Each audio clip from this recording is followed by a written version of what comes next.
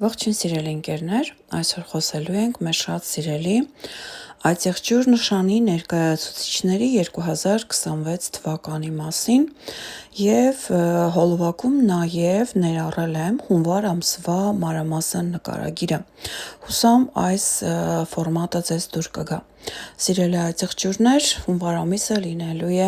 ձեզ համար կարևոր, որովհետև նախ դուք ձեր ծննդյան օրերն եք նշում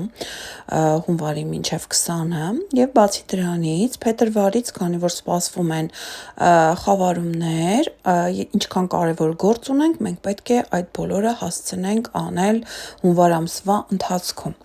Եվ բացի դրանից նշեմ, որ հունվար ամիսը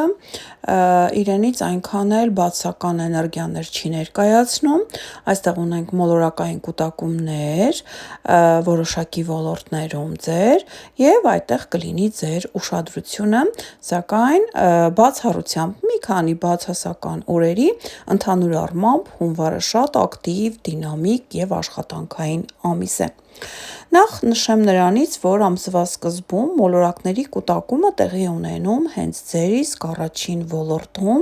և արդեն դեկտեմբերի վերջից Վեներա-Մարս մոլորակներն են տեղափոխվում այծեղջյուր նշան, հունվարի 1-ից արդեն Մերկուրի մոլորակն է տեղափոխվում ձեր առաջին ոլորտ, այսինքն ձեր նշանի ներքո։ Սիրելի այծեղջյուրներ, երբ այստեղ մենք այսքան մոլորակներ ունենք, նշանակում է ձեր ուշադրությունը կենտրոնացած է հենց ձեր անձի, ձեր ֆիզիկական ներկայության վրա, այսինքն ձեր առողջությունն է ձեզ անհանգստացնում, ձեր հոգեվիճակն է ձեզ անհանգստացնում, ձեր ապրելակերպն է։ Ես գիտեմ, որ այծեղջյուրները իրենք բավականին ուրեմն եսակենտրոն մարդիկ են, խոսքից դրական իմաստով սիրելիներս, որովհետև դուք սիրում եք զբաղվել այն ամենով, ինչը ձեզ է պետք, ձեզ է դուր գալիս և ձեր քիթը չեք խոթում երբեք ուրիշների գործերի մեջ, ինչը շատ ողջունելի է։ Սակայն այստեղ դուք առավել շատ կենտրոնացած կլինեք ձեր անձի վրա։ Եվ երբ Մերկուրին հունվարի 1-ից մուտք է գործում ձեր առաջին ոլորտ, նշանակում է այստեղ շփումներն էլ են նաև ակտիվանում և ձեր անձնական կյանքում և նաև ձեր շրջապատում։ Ամսի 3-ին լիալուսին է տեղի ունենում կրկին ձեզ համար շատ կարևոր 7-րդ ոլորտում և նշանակում է այս օրերին ինչ որ հարցեր կապված կողքի մարդկանց հետ, կլինի դա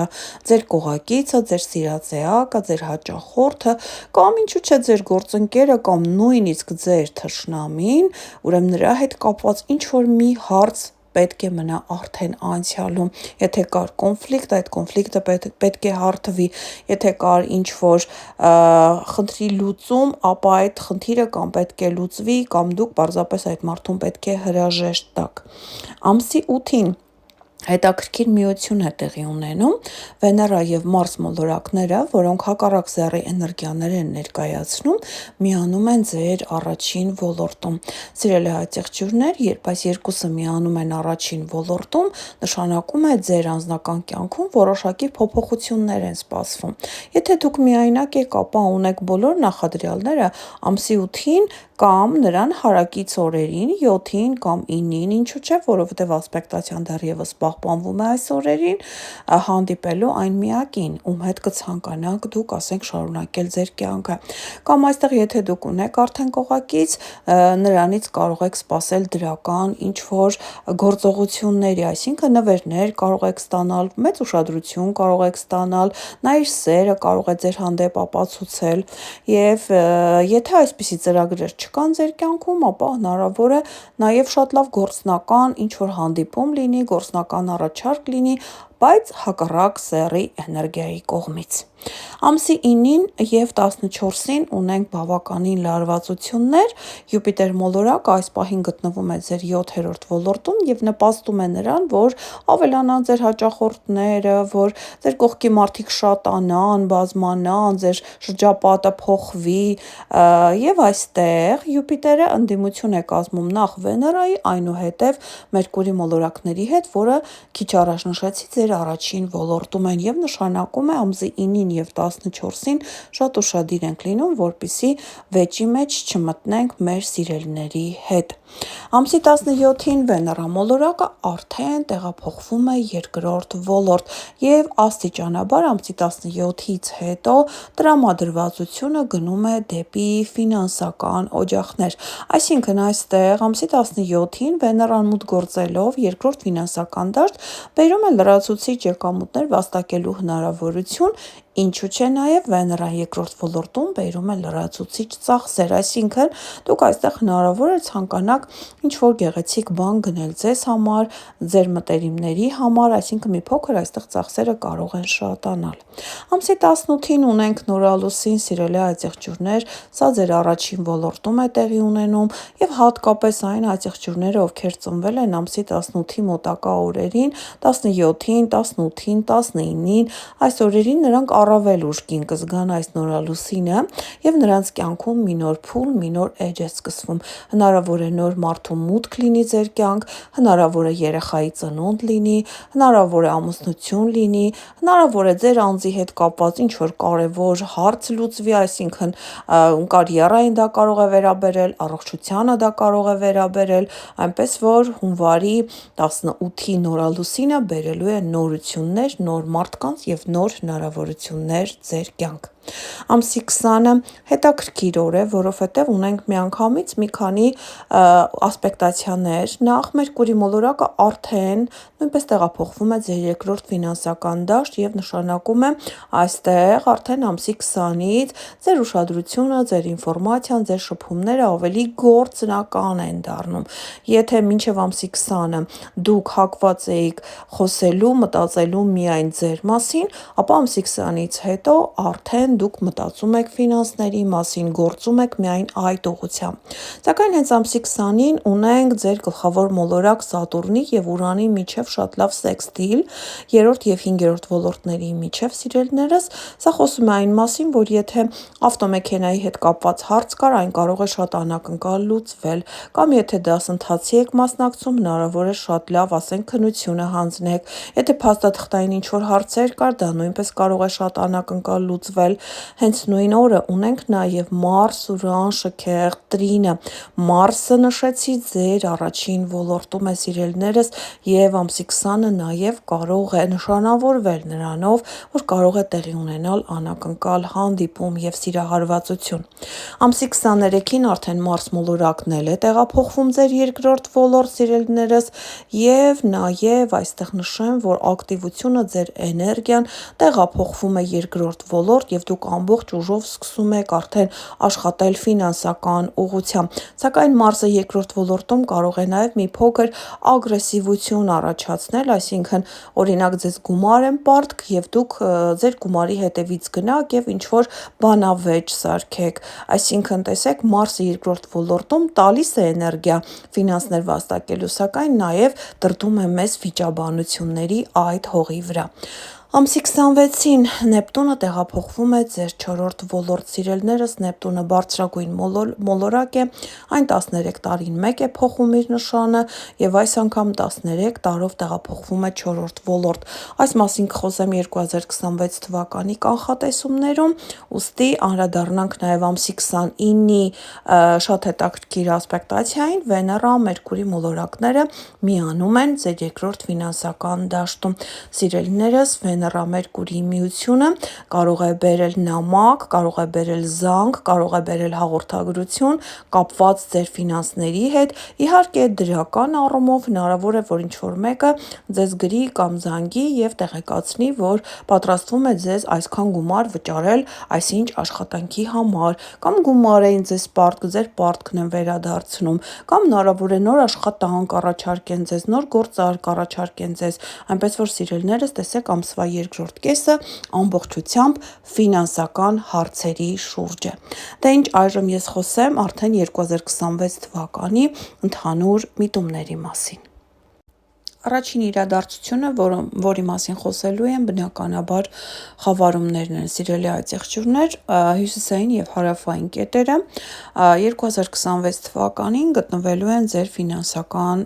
դաշտերում։ Սա նշանակում է, որ խավարումները պատրաստվում են լինել երկրորդ և ութերորդ ոլորտներում և այստեղ որոշակի փոփոխությունների է ենթարկվելու ձեր ֆինանսական իրավիճակը։ Սիրելիներս, սակայն խավարումները լինելու են հիբրիդային, քանի որ դեռևս 2025 թվականի տրամադրությունը այստեղ նույնպես շարունակվում է և փետրվարի 17-ին ունենք արդեն առաջին խավարումը, սա արևի խավարում է ձեր երկրորդ ոլորտում։ Սիրելիներս, երբ երկրորդ ոլորտում արևի խավարում է, նշանակում է մեզ նոր աշխատանք են առաջարկում, մեզ բարձր աշխատավարձ են առաջարկում, մեզ նոր պաշտոն են առաջարկում, այստեղ եկամտի աղբյուրները պետք է ուրեմն տարբեր լինեն, հնարավոր է, որ այստեղ լրացուցիչ, բացի այն հիմնական աշխատանքից, որը դուք կատարում եք, հնարավոր է ձեզ լրացուցիչ որոշակի աշխատանքներ նաև տան, որոնց դիմաց դուք բավականաչափ լավ կպարգևատրվեք։ Մարտի 3-ին տեղի է ունենում լուսնի խավարում ձեր 9-րդ ոլորտում, որը արդեն մենք ունեցել ենք 2025 թվականին և այս լուսնի խավարումը վերջինն է 9-րդ ոլորտում, այլևս չի լինելու առաջիկա 9 տարիների ընթացքում և նշանակում է ինչ-որ թեմա է փակվում է այն թեման, որը կապված էր միգուցե ինչ-որ դատական գործընթացների հետ, միգուցե փաստաթղթային հարցերի հետ, կամ ինչու՞ չէ նաև օտար երկիր ճամփորդելու, ինչ-որ վիզա ստանալու կամ օտար երկրում քաղաքացիություն ստանալու այդ հարցերի հետ։ Օգոստոսի 12-ին մեր հաջորդ ամառային խավարումներն են բացվում, սա լինելու է արևի խավարում, որը կրկին լինելու է 8-րդ ֆինանսական դաշտում, սա նույնպես բացում է հնարավորություններ։ Հնարավոր է օգոստոսի 12-ից հետո ձեզ, ասենք, աշխատանք առաջարկեն բանկում, կամ ինչ-որ ֆինանսավորող կազմակերպությունում, կամ ասենք դուք բանկային ինչ-որ գործարք եք ուզում կատարել, օգոստոսի 12-ից հետո դա կլինի։ Ինչու՞ չէ նաև, տեսեք, սիրելիներս, ուրեմն 8-րդ ոլորտը նշեցի ֆինանսական դաշտն է և այստեղ գտնվելու է նաև Յուպիտեր մոլորակը, այսինքն եթե ձեզ ուրեմն ինչ-որ վարկ առաջարկեն, դուք պետք է շատ ուշադիր լինեք, որովհետև առաջարկվելու է մի քանի տարբերակներով, Յուպիտերը որտեղ գտնվում է, այնտեղ ամեն ինչ կարելի ասել մի քանի հատ է լինում, մեկից ավելին է լինում և մենք կանգնում ենք շատ մեծ ընտրության առջև և այստեղ օգոստոսի 12-ից հետո նաև հնարավորություն է ստեղծվում ինչ-որ ժառանգության հետ կապված հարցեր լուծելու։ Նաև 8-րդ ոլորտը նեղանձնական հարաբերություններն են, հնարավոր է այստեղ ձեր կյանքում մարդ հայտնվի օգոստոսի 12-ից հետո, ուրեմն և այդ մարդու մասին դուք չցանկանաք բարձրաձայնել։ Հաջորդ խավարումը օգոստոսի 28-ին է, սա նույնպես լուսնի խավարում է, որը վերջակետ է դնում այն հարցերին, որը կար կապված քրոջ կամ եղբոր հետ, որը կար կապված ազգականի, հարևանի հետ, միգուցե ավտոմեքենա եք վաճառում, միգուցե ինչ-որ որոշակի դասընթացներ եք ավարտում այստեղ։ Երրորդ ոլորտը, սա բավականին մտերմիկ ոլորտ է և նաև ճամփորդությունների ավտոմեքենայի ոլորտն է և այդ հարցերի հետ կապված պետք է ինչ-որ մի բան այստեղ ավարտվի։ Երկրորդ իրադարձությունը խոսելու եմ ձեր գլխավոր մոլորակ Սատուրնի մասին, սիրելիներս, ոչ միայն Սատուրնը, նաև Նեպտունը 2026 թվականին տեղափոխվում են ձեր 4-րդ ոլորտ, իսկ 4-րդ ոլորտը գիտենք, սա շատ կարևոր առանցքային ոլորտ է և նշանակում է Սատուրնը փետրվարի 14-ին է տեղափոխվում ձեր 4-րդ ոլորտ, իսկ Նեպտունը նշեցի արդեն հունվարի 26-ին և այս երկու հսկաները տեղափոխվելով ձեր 4-րդ ոլորտ փետրվարի 20-ին միանում են ձեր 4-րդ ոլորտում։ Սիրելի այցեղջյուրներ, այսպիսի իրադարձություն տեղի է ունենում 37 տարին մեկ անգամ, սա նշանակում է, որքան հազվագյուտ է իրադարձությունը, այնքան ուժգին է ազդում մեր կյանքի վրա։ 4-րդ ոլորտը առանցքային ոլորտ է և շատ ուշադիր եղեք, թե ինչ տեղի կունենա ձեր